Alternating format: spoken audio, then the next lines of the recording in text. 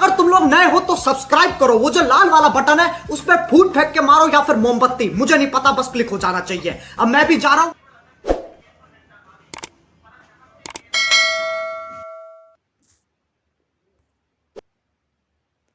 नमस्कार दोस्तों, आप सभी का स्वागत है। आज मैं आपको एक ऐसी कहानी बता रहा हूँ। अगर आपका भी कभी दिल टूटा हो, चाहे लड़की की वजह से या किसी भी और वजह से, तो आपको आज ये कहानी ज़रूर सुननी चाहिए।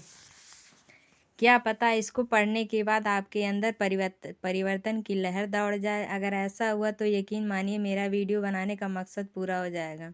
तो चलिए, अब आपका ज़्यादा समय ज़ाया ना करते हुए मैं इस कहानी को शुरू कर देती हूँ। दोस्तों, विपुल नाम का एक लड़का था।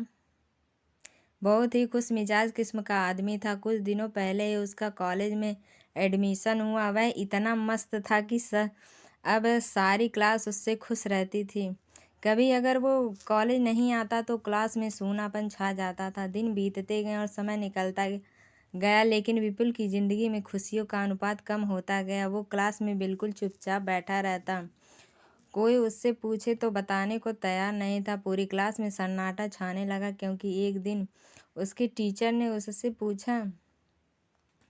पूछ लिया कि विपुल, तुम्हें बताना ही होगा कि तुम इतने दुखी क्यों हो।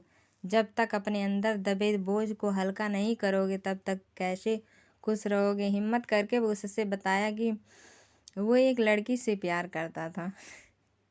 अब वो उसे छोड़कर चले गए, इसलिए वो बहुत दुखी है। टीचर सारी पिक्चर समझ गए हैं। उन्होंने कहा कि शाम को मेरे घर आ सकते हो। उसने कहा हाँ ज़रूर।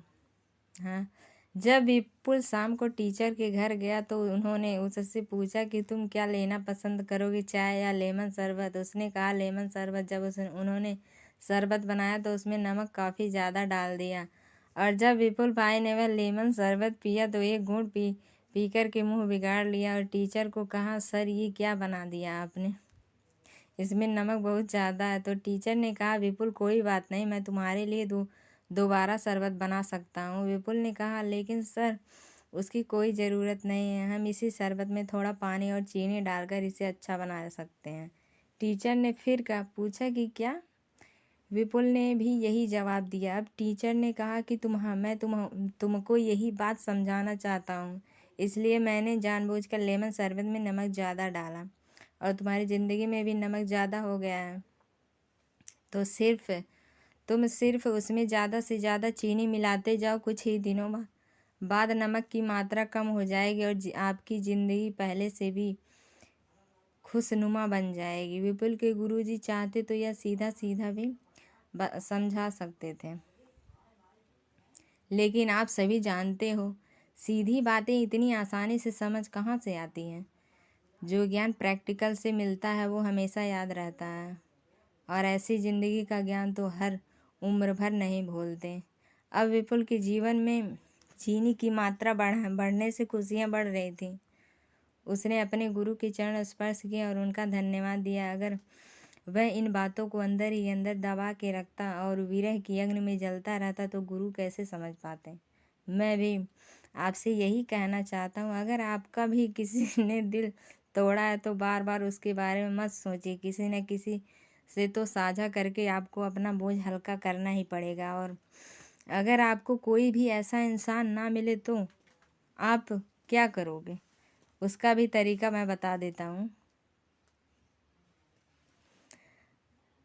आप अकेले में कागज़ के ऊपर वो सारी बातें लिखिए जो आपके दिमाग में आंधी की तरह उड़ रही है। XYZ कैसी भी बातें हो लिखिए, और लिखने के बाद देखिए दिमाग को कितना रिलैक्स मिलता है, क्योंकि काफ़ी सारी गंदगी दिमाग से निकल चुकी हैं, बाकी की स्वतः ही निकल जाएंगी।